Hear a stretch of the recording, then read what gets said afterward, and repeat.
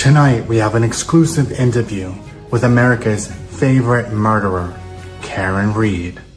No question is off limits. Little did I know, I'd reconnect with someone I had dated nearly 20 years earlier, and then he would be tragically killed, murdered, and I've been framed for it. Whatever happened to that brain tumor you had anyway? Cured? I'm not dying, but he's here with me and he's dying. I felt cold, but I didn't feel dangerously cold. So you were pretty schlammed. You had, 9 drinks? I had felt like I had alcohol. I felt that I had a buzz. 9 hours later and you were still over the legal limits. I'm gonna go back to the bars. Can you think of anybody that would want to hurt John, who had a problem with John? I would call him the patron saint of Canton. He was just very selfless, frugal. You're loser. Is that you?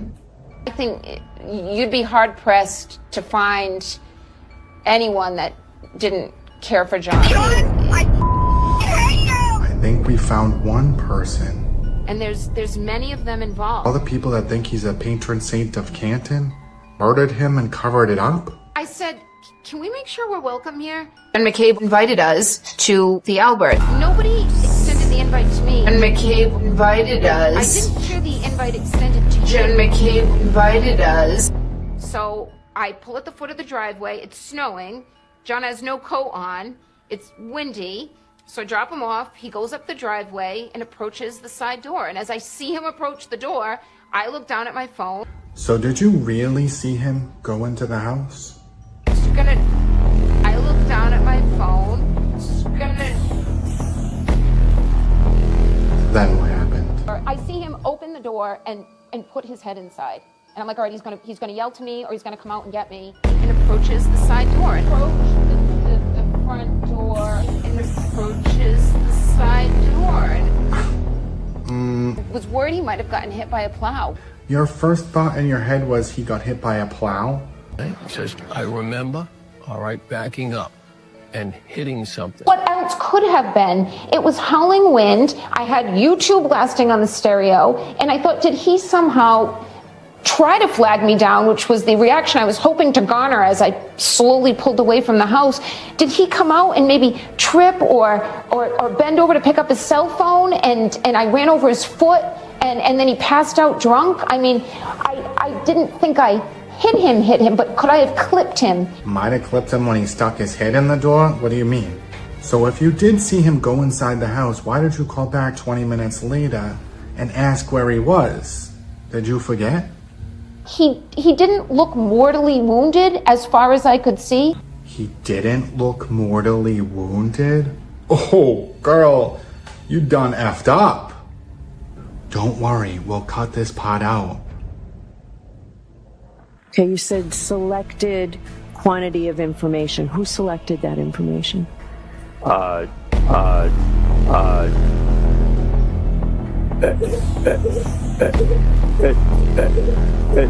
far as I'm concerned, it would be the Department of Justice and the FBI. All right, and they just gave you what they wanted to give you? Drive around in the 2 square miles that we spent the preceding night. So you did see his body then? Who did it? We don't know. We don't know. We know who did it, Steve. We know. We don't know. We don't know. And it's not for us to know. And we know who spearheaded this cover-up. You all know. I don't know the interconnections, the interpersonal relationships among these people. And we know who spearheaded this cover-up. Somebody other than Karen. Somebody other than Karen is responsible for that, for the killing of John. John is dead. Dad, I think I struck something. And I just collapsed on the floor. I didn't see any actual tears, but I answered the phone, and she said, John's dead. Because he's dead. They found Johnny in the snow this morning. Karen Reed was there. She was being restrained by hospital employees. she kept saying, this is all my fault. This is my fault. I did this. How soon was it when you pulled in there that you saw John's body? Immediately. Because she knew where he was. And I dug his head out of the snow. Repeated, I hit him. I hit him. I hit him. Oh my God, I hit him. I hit him. I hit him. I hit him. Was preceded by a did. Could I have hit him? And proceeded by a question mark. Kind of running around screaming different things. Could he be dead? Could be dead. And she said, could I have hit him? Several times I hit him. I hit him. Could I have hit him? Did I hit him? But I did not feel it was unsafe for me to be operating my vehicle. Could I have hit him? Did I hit him? Did not kill John O'Keefe. I've never marked a hair on John O'Keefe's head.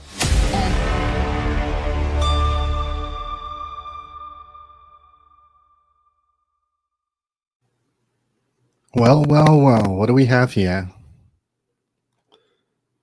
Can you guys hear me? Happy Sunday. It's been I've been out of town, so I've been trying to catch up. I saw the hearing on Tuesday. And my first impression of that was, initially it sounded like she was so angry about, them misrepresenting things to the court on June 10th. I've heard a few people talk about it, and I think people haven't gone back and looked because it's not Alan Jackson on June 10th saying, making the statements about ARCA. It is David Yannetti, which, that makes the problem a little bit worse because he is the local counsel. He is the one that sponsors all these people to, he's the one that's supposed to make sure that they're going to follow the ethics in Massachusetts, and he sponsors them to get the pro hac vice licensing. And so it seems like David Yannetti's in some trouble, but I think the key is, so she called the recess. I don't think it's about those statements because Hank Brennan was only really talking about ARCA, but he also said that there were a lot of communications between them and the federal government.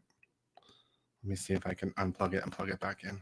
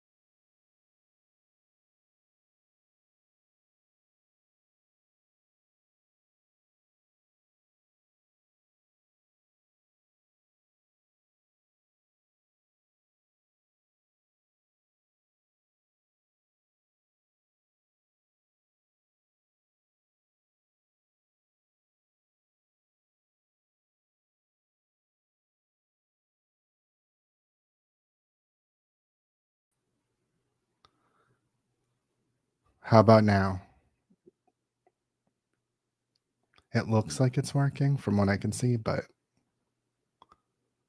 it's blinking. Okay, good. So I guess what I was thinking is that, so she called the recess and maybe she looked at something. It doesn't seem like, she might have asked for Hank Brennan to give her some of the documentation or something, but he didn't correct that he received it from the defense until they were back in recess. And it might have been something that he said to her on the break, and she just wanted him to say it on the record.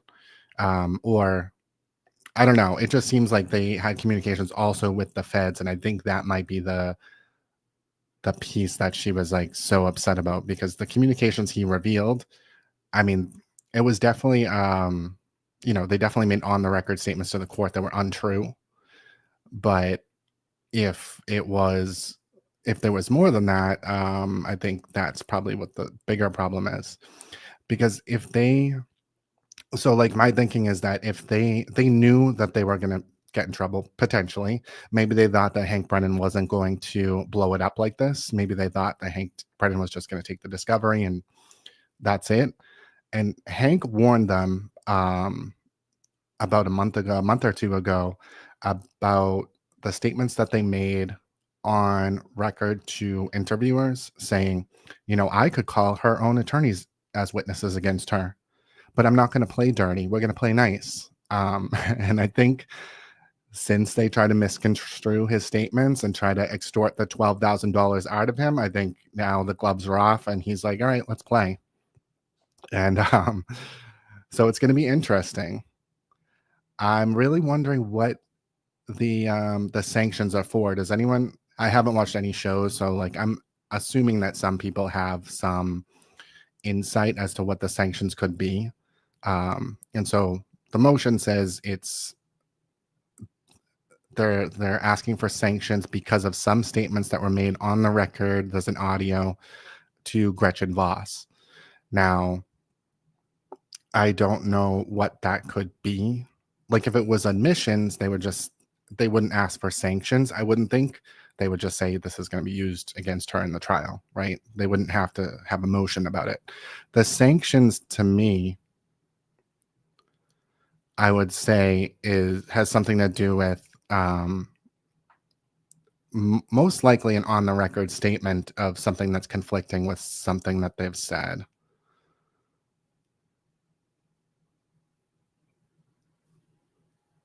Okay, so that could be that. There's stuff on protective order. That's very true. And so that's probably why he's putting it on. No, he asked it for it to be impounded, and he may play it in court. I hope he does. It'll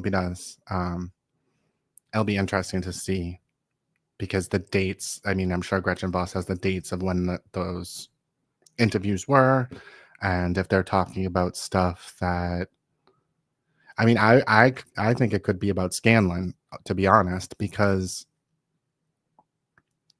I don't remember Gretchen Voss if she covered the federal investigation at all, or if she covered Scanlon.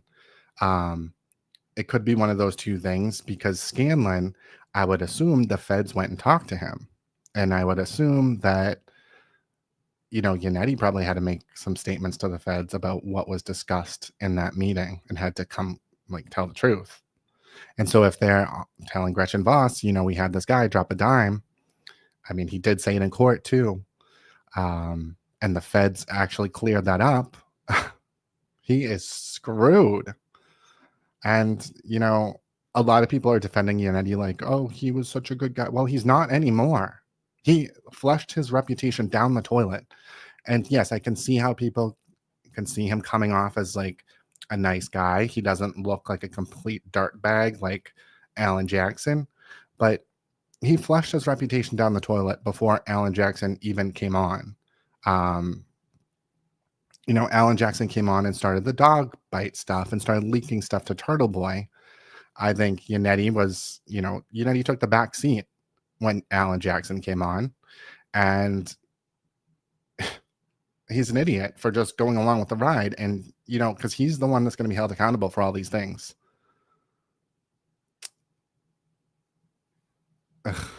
It's unbelievable. Yannetti has just started reposting from Free Karen Read cult members. It is the blind leading the dumb. It really is. And then the new ID show. Have you guys seen the preview for that? I think it's coming out March 17th. And Karen's on there saying that she made statements to John when he got out of the car now. What? She's saying, what else did she say in that? She said something else that was conflicting. Oh, she's admitting that she did get an invite to go to the Alberts. She said that. And I mean, every time she talks to one of these places, she tells a different story. And it's like, how this is why you have the right to remain silent. All right. You have the right to remain silent until you talk to one lawyer or 7, because you need to get your story straight. You need to know what the evidence is. If you look at the Idaho 4 murders, that guy didn't come up with an alibi until a year and a half later, because they needed to see what all the evidence was before you start making up stories, right? I mean, I think he's screwed either way, it seems like, but because his alibi seems like BS. But she started crafting this story right out of the gate before she even knew how much evidence was present. And she's still counting on that. She's counting on the jury pool being tainted because everything she said has been debunked. There's all these conflicting statements. And Hank Brennan is very good about picking up on those conflicting statements. Very good. I mean, I don't think anyone noticed that she said the front door and the side door until he brought it up. So like he is on it, or he has someone that's working with him that's on it. But I think it's him. So I don't know. I'm really interested. I hope we get to hear the sanctions. The U.S. Attorney's Office needs to make a statement. Yeah, I mean, anytime that the feds get involved and it doesn't result in an indictment, it seems like it just puts scrutiny anyway on whatever they're investigating. So if like Hillary's emails, them coming out and saying right before the election, oh, we found some new information, that causes suspicion. Just like in this case, they should have, if she didn't have the second trial, all this stuff they would have got away with. It's unbelievable. It's actually unbelievable that the feds, dropped those 3,000 pages or whatever it was. I don't remember what the date was when the feds dropped those pages, but it seems like Brennan had communications of the defense team with the feds prior to those pages being released, which is wild. How are you doing an investigation based on what the defense is telling you?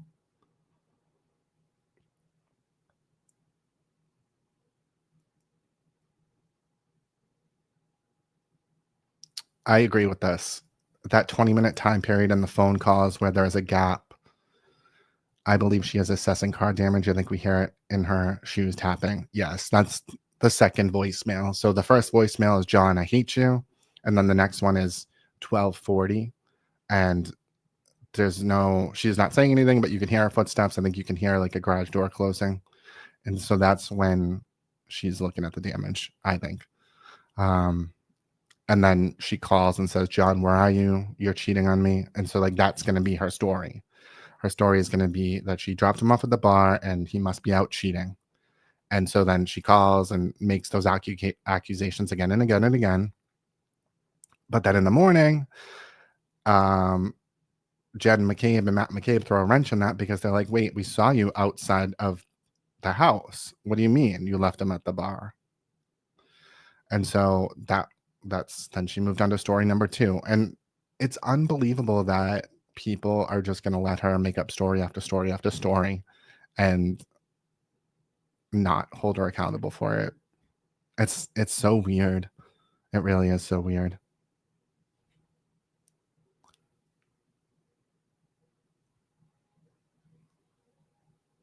She was so excited about being on the cover of a magazine. I think she said Elle magazine. Despicable. Was she on the cover of that? Nasty. This really is... Her defense team took a calculated risk knowing that the feds weren't going to make a statement before that first trial. They knew that just enough was going to come out prior that they could use it for suspicion amongst the public. And they were hoping that they were going to escape the downfall of it, because now it seems like the feds are, whatever the leadership changed. Josh Levy's out. There's a new person in. And it seems like people are reassessing the role of what happened and realizing that they caused a lot of problems in this case. And people saying that Judge Bev was biased, I always felt like, and I looked into her, before she was a judge, she was a defense attorney. She defended rapists, murderers, all kinds of despicable people. So she is a defense-friendly judge, if anything. She, and attorneys believe in our system on both sides. They believe in the right to a defense and the right to a fair trial. But the thing is, there are certain lines that you cannot cross. You cannot be making on the record false statements. It's very unethical to make accusations to the public about third parties that are not involved. And so Judge Cannoni, I gotta get the right name. I can't keep calling her Judge Bev. Judge Cannoni, I think she let in a lot of crap. And partially it was the way that Lally presented the trial, where he did bring in all these witnesses. But like Colin Albert's like Snapchat, like I just felt like that was like a wild thing to show. And a lot of the stuff probably has been locked down since then. So like they probably know, exactly, because Colin Albert, I think, presented just screenshots of a cell phone. But the feds probably got in there to corroborate it if need be. Or Hank Brennan might have taken upon himself to look. We don't know. We don't know what's going on behind the scenes. We don't know what they're giving up in discovery. But it just seems like she dug her hole so deep. There's a reason why you have the Fifth Amendment, the right to avoid self-incrimination. And she has totally, used the press, used bloggers, used everybody to push out this narrative that's not true.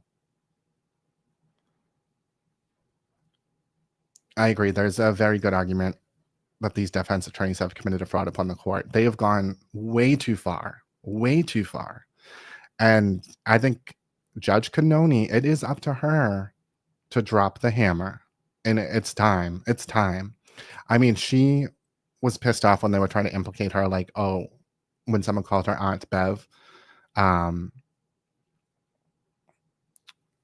mean, right there, she knew the game that they were playing, trying to say, everybody's in on it. Everybody is out to get this woman. And she still let them get away with a lot.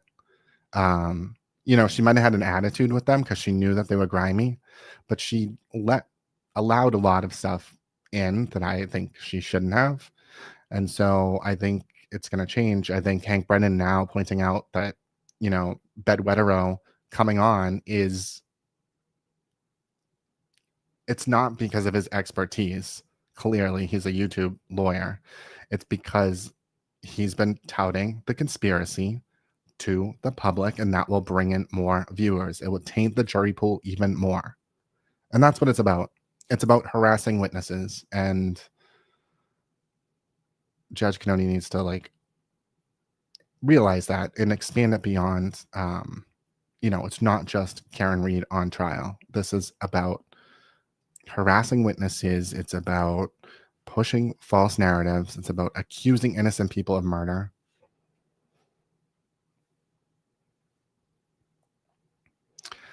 Could I have hit him? You saw him heading towards the house, peeping through the door. Can these clips come in? I believe that all the clips are coming in, for what I know. I think there was some scrutiny about off-the-record clips couldn't come in. I think there were certain things about... I don't think that maybe the raw footage can come in, maybe. I think the published stuff can. I'm not 100% on that. But I know that they were arguing to bring in the clips, and I think off-the-record stuff, Gretchen Voss got denied by the judge. But even with that being denied, somehow they still have a sanction thing.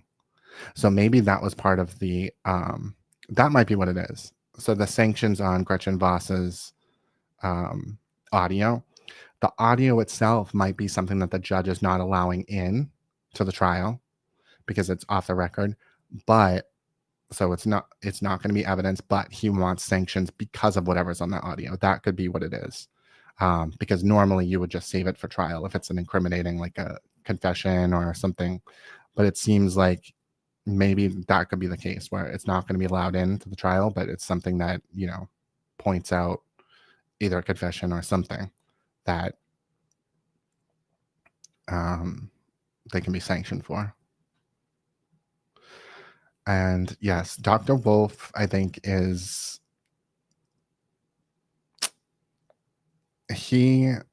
so his entire business is litigation. His credibility, his business is testifying as a credible expert. And so these statements coming out, while they could be a lot worse, it's pretty bad. It's pretty bad because under oath he said, I've never met them. I'm not getting paid by them. I have no idea who Karen Reed was, but apparently they did because they were talking in March. I think that the engagement letter was in February, maybe, or maybe that was when the report was finished. But there was something going on for a while, and I think that's what's coming to light now. And I think the judge is realizing how bad it is, and because of a lot of her leniency with the defense, it has allowed these witnesses to get harassed for years.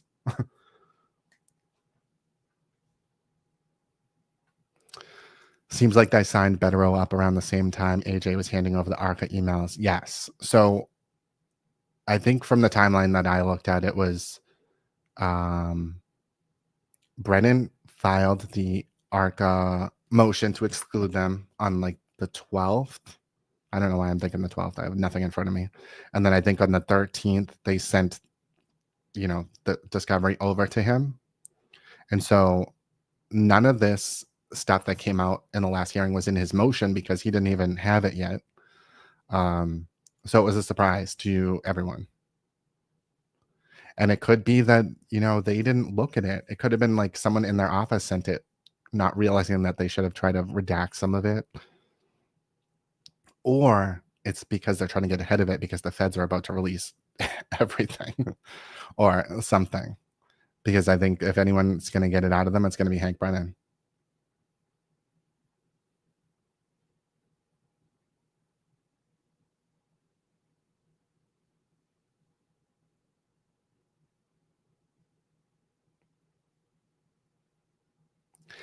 I love this news too. I mean, I feel like it's a vindication for, do people realize that the feds aren't coming? Like, I've been looking at the crazies and they're like, oh, Judge Canoni was shaking because now she knows she's under investigation.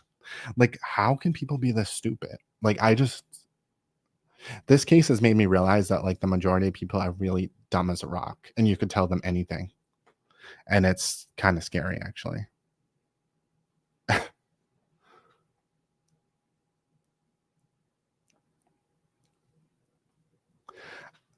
Yeah, that's what I think, that they know that the feds are releasing stuff and the investigation's over, something along those lines. And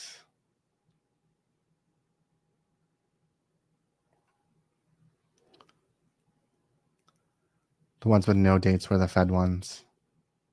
Yeah, the Fed, so that was the outline that had no dates. And to me, regardless of what, I don't care that it doesn't have a date because he's mentioning the voir dire. Dr. Wolf says, the questions that you gave me at the voir dire were excellent, but we need to make sure that the jury understands that it doesn't matter, I didn't see the car, something along those lines. So it doesn't matter what the dates are. It was after the voir dire, and before his testimony. And then in his testimony, he says, I've never met them. I never heard of them. I don't know anything about this case. So he is screwed. He is screwed. And, all of these litigation. I mean, I'm so skeptical of every single expert witness now. I think that some people do have integrity in the world. But the problem really lies that there is no money in the truth, right? It's always about the money is when you're lying. The money is when you're protecting terrible people. And so that's the problem. That's the problem in our society. Is like, if you want to be a prosecutor, you have you're cut off. You have a certain cap on your income. And so people go to the defense. An expert witness, yeah. How much do you think Jessica Hyde's getting paid? Probably not a lot. But if she was going to swing to the other side and make up some bullshit, she could ask for a pretty penny. And like it's just our society has created this like toxic thing, and it's the YouTubers, it's everywhere. It's like it's in everything now. I mean, Tuesday I like blocks my calendar. I am going to try to watch it live. I usually kind of watch things live, but I'm like very interested.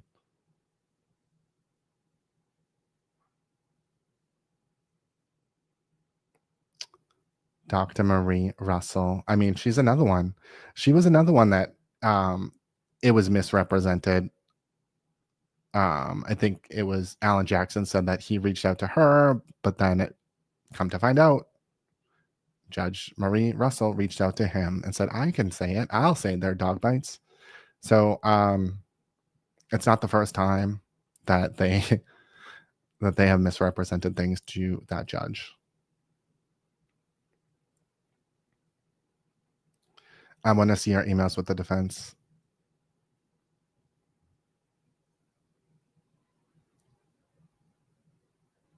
I wonder if they had to supply that. I would think so. I would think that's part of discovery.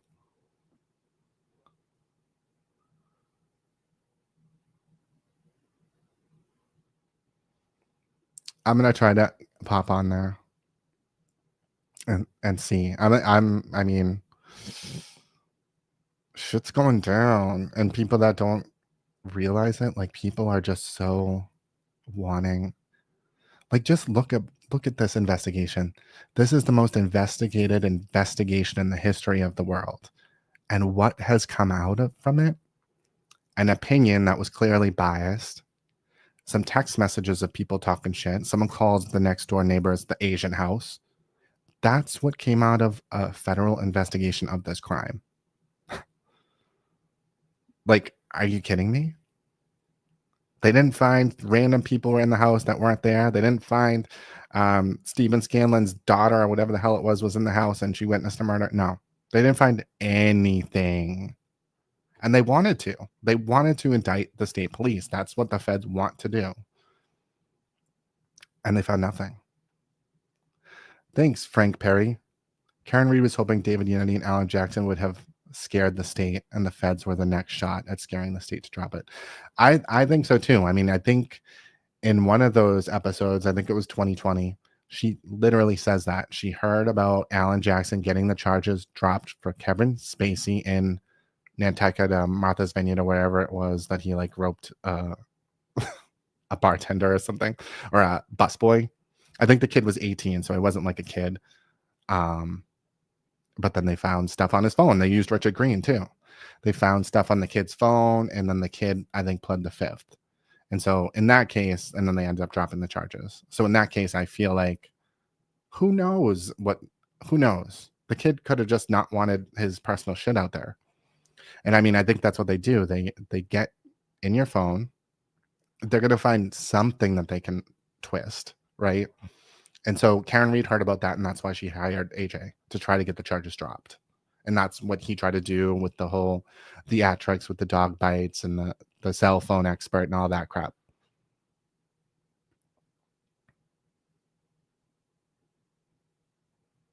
Karen Reed thought she had the feds in her back pocket. That's why she has acted so confident throughout this ordeal. I bet she's starting to sweat now. I know AJ is sweating. I think so too. I mean, especially with this ID show coming out, like that's going to dig the hole so much worse because it's like a full documentary, I think. So, and she's telling news stories in this one. So, like, what is she thinking? I mean, she might just be trying to go down, like, I think she's kind of accepting that she's going to prison, sort of, or that they are, and they are just trying to, because they're going to the feds to try to, federal court to get charges dropped, saying then the mistrial was improper. I mean, that's not going to fly. But it does seem like they're desperate to get, look for any loophole. They do not want to go to trial. They do not want to go because they know that they've been lying. They know that most of their shit has been debunked. And it's similar to like the dog bites. When Marie Russell is talking about the dog bite, she can't tell you where it's a tooth, where it's a nail. She can't tell the difference. But in totality, it looks like a dog attack from far away. And that's exactly what they count on for this case. Because if you scrutinize any piece of evidence that they've shown, it's debunked. But all of it together makes it look like, oh, there's something going on. But if you go to each piece of evidence, like, oh, Colin Albert's bloody knuckles. Oh, but it was a month later, and there's a picture of him with clean knuckles 2 weeks after the murder. You know, there's all kinds of stuff like that. It's unbelievable.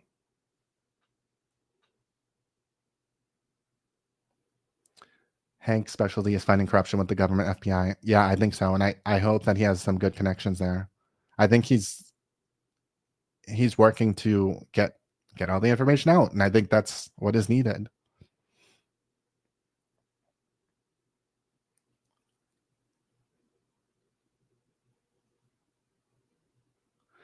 So one of the big things, so between hitting John O'Keefe and purposely hitting John O'Keefe's car, that means she disregarded Lex's backup warning twice. Is she deaf and blind? So I think that she was already trying to cover it up because she was already saying he's out cheating. I left him at the bar and he must be cheating on me. The biggest problem for Karen Reed is when Christina Rex, she was coming out of the courtroom, and Christina Rex comes up to her and she says, Karen, what happened to the taillight? And Karen says, you saw it. I backed into John's car.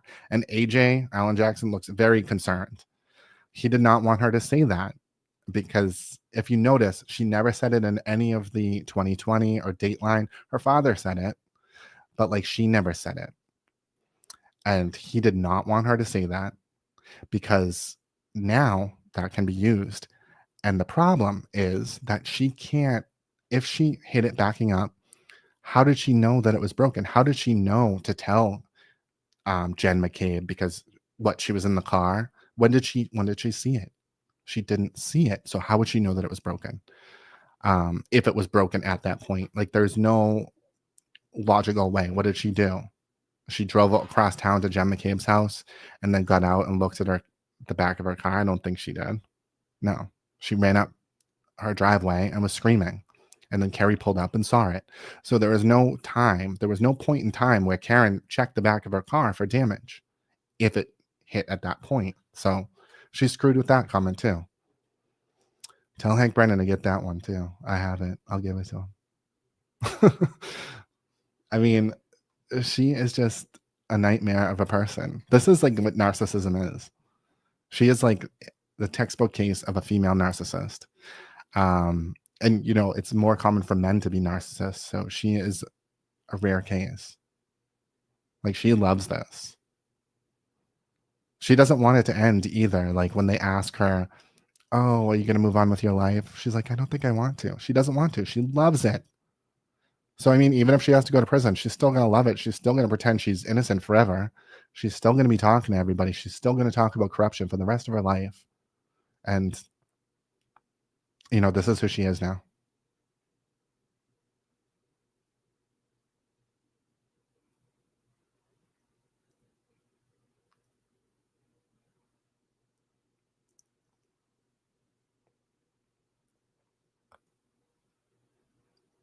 Oh, yeah, she's gonna get fugly real fast in prison.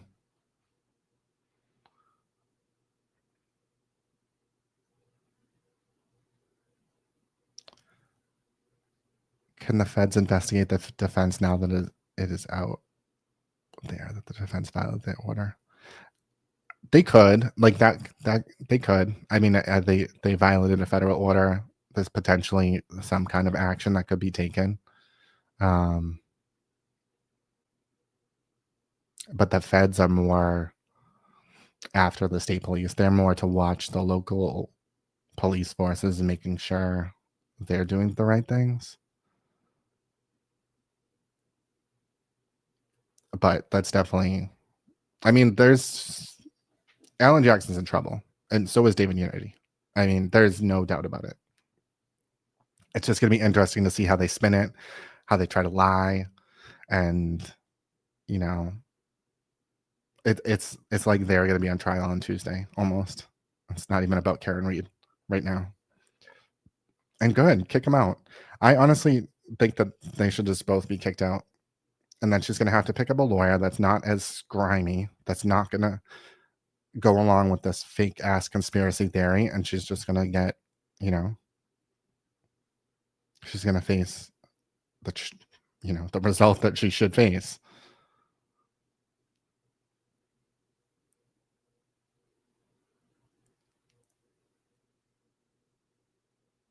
I do wonder, I mean, they have $600,000. Like, why would she need a public defender? Like, where is all this money going? So she didn't pay the ARCA. I saw someone had an article. The ARCA experts were only paid $9,000. And then the other $23,000, whatever, was paid by Karen Reed's team, I guess. But that's not a lot of money. I mean, Dog Bite Lady, what was she paid? Like $30,000? Like, where is all the money? I mean, come on. There are a lot of lawyers, but like some of them don't really. Why is Alessi doing all the work now? That's what I don't get.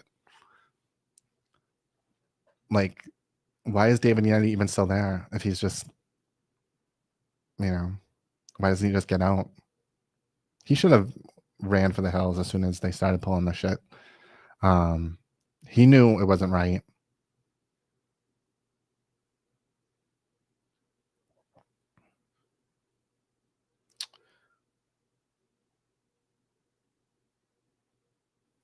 Do I think AJ and Unity are going to lawyer up for this hearing?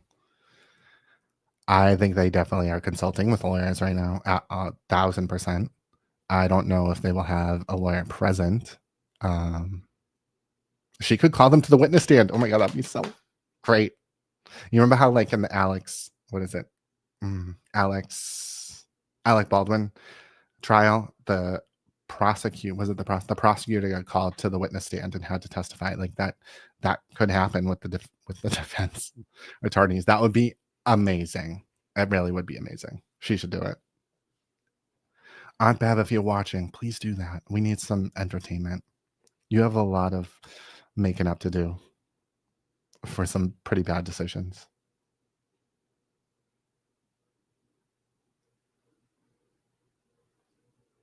Talking about narcissists, Amber Heard stated in her last interview that she would stand by her word till the day she died. I mean, that one's wild. I don't even know, because I didn't watch the whole thing, so I don't really know, but I know that there's definitely things that were like lied about, but they both seem like super toxic from what I saw. Like he was on drugs and stuff. Oh yeah, plus she is trying to hitch onto a true victim's case, Sandra Birchmore. Karen Reed, a 49-year-old drunk hit-and-run murderer, is trying to use a 14 to 18-year-old victim to cover her ass. Yeah, I mean, the Sandra Birchmore stuff should not be allowed in. Like, it's so obvious they're trying to latch on to like something completely irrelevant. I mean, it's gross.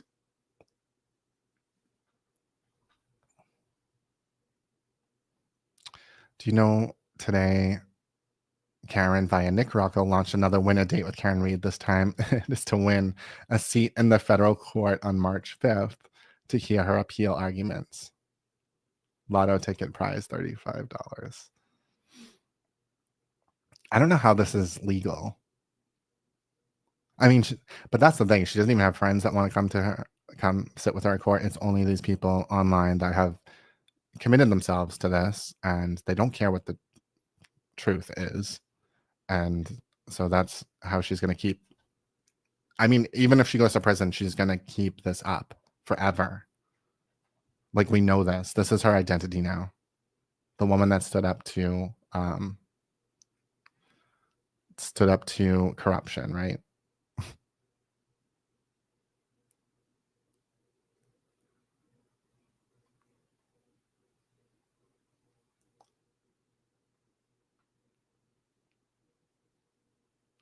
I know. I don't think it's legal. I think it's ridiculous to have those fundraisers. I mean, come on.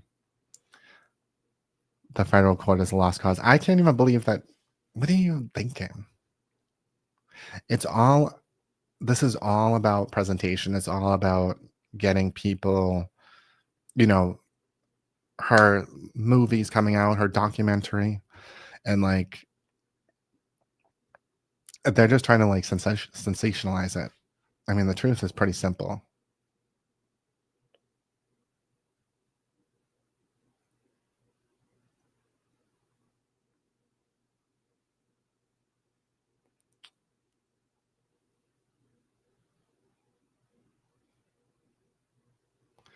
Yeah, she is not a victim. She is not a victim.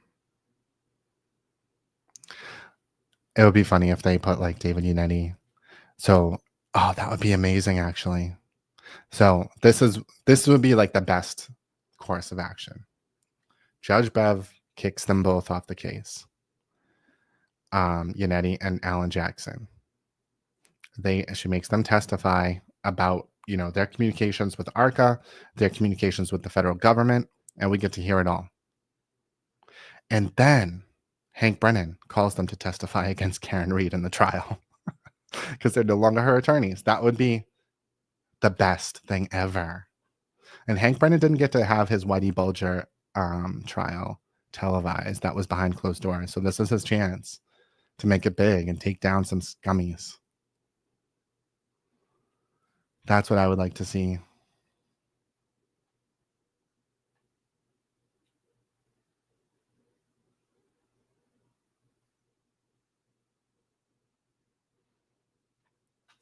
I personally think juries have no idea what reasonable doubt actually is because this jury was not the brightest. Yeah, I mean, I've seen this in a lot of cases. There's a range of what people think it is. And what that juror said, I actually had time to think about it. I don't believe that they actually were like, oh, well, John wanted to go out and continue drinking, so it's his fault. I do not believe that the jury said that. That's Karen Reed. I think Karen Reed, I think their team worked with that juror to make certain statements. I think maybe some of what he said is true, but I just do not believe that a jury is going to be like, oh, well, the guy wanted to keep drinking, so it's his fault. They're equally responsible. Like, that is so ridiculous. Yep, the jury was infiltrated.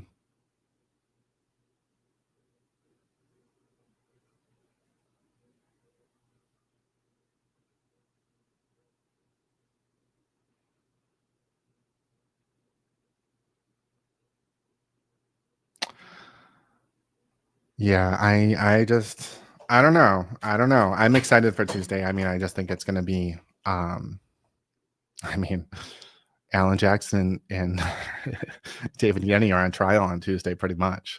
So we're going to hear some things. We're going to see some things. And I don't think it's going to be surprising to anybody. It might be surprising to the Free Karen Reed side because I know that they've been lying all along. They don't know or don't want to know. I think they'll be surprised at how dumb they were to get caught, to put things in writing and then say something different to the court. I mean, that's unbelievable. I think they thought that the trial would be done. So like the second trial, because of the timeline, they could have got away with all this. They would have gotten away with all this if it wasn't a mistrial, because it would have been, she was found not guilty.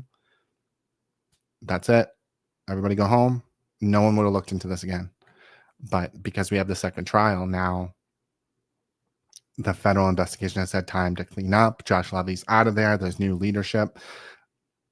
And the truth is coming out. The light is shining through the cracks. Just like Karen Reed said, sunlight is the best disinfectant. And when you have cockroaches like Karen Reed and David Unetti and Alan Jackson, they will scurry into every crevice trying to evade the light. But eventually, those cockroaches will get stomped.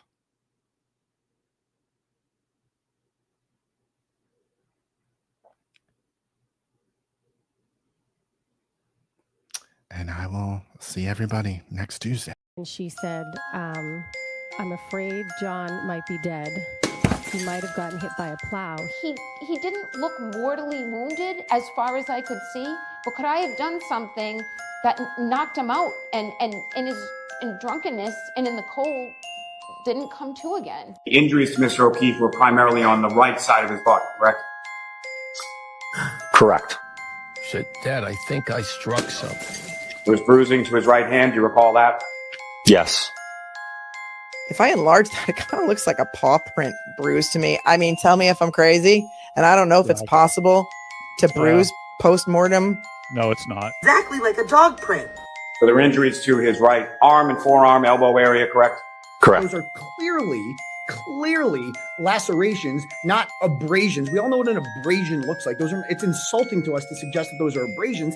Would you describe the injuries to Officer O'Keefe's right forearm as lacerations or abrasions? Those are abrasions. Those are abrasions? Yeah. Glass from this broken taillight could cause linear abrasions. That probably, yes, I agree. Okay. I remember there was one piece of metal sort of sticking out. If they are trying to claim that Officer O'Keefe was run over by this car, there would be evidence of that on his clothing. Shards of that broken taillight were littered in his sweater. I did not know that. When's the first time you learned of that? Right now. She said, what about my taillight? What about my taillight? And I looked, and there was a piece missing. I called my father. He didn't answer, and I texted him, John is dead. Said, I remember, all right, backing up and hitting something. You told me you don't remember anything from last night.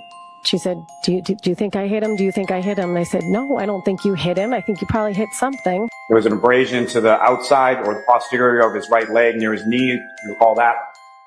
I don't know that I recall that off the top of my head. And do you recall sort of the skull fracture or the laceration immediately outside of the skull fracture was on sort of the right back of his head? Yes. Very few experts in this area in the country. Yes, it's called the Franken truck. It's in my head. I didn't write it down. I don't know. So the list, there was a list that I went through in my head. You have no certifications in regard to Cellbrite as a tool and how to use it, those kind of things? That's correct, sir. I can't tell you that. I am colorblind. No, I didn't have that. And the defendant's vehicle was being operated in reverse. The objection sustained. Next question. If I've caused you any distress, I apologize. I went through various scenarios in my head. That body wasn't hit by my car. That's not what you said in your affidavit that was actually filed under pains and penalties of perjury with this court, correct? Yes, and on that day, that is what my true and proper belief was. It's how I'm trained. Have you shown any tech stream data, Toyota tech stream data from the defendant's vehicle? No. How do you know where Mr. O'Keefe's body was found? At any point in time, did you see Mr. O'Keefe's body on the front lawn? No. So how do you know where Mr. O'Keefe's body was found? Through police reports, police interviews, stuff that was posted on the media. So you've seen police reports in the media? Well, not the police reports, I'm sorry, but what was said during on the news. Are you aware that Cellbrite has had to modify their software based on misinterpretation of data, as you've done in this case? Yes. Okay. I don't know. I don't know. I don't recall. I don't recall. I didn't have that.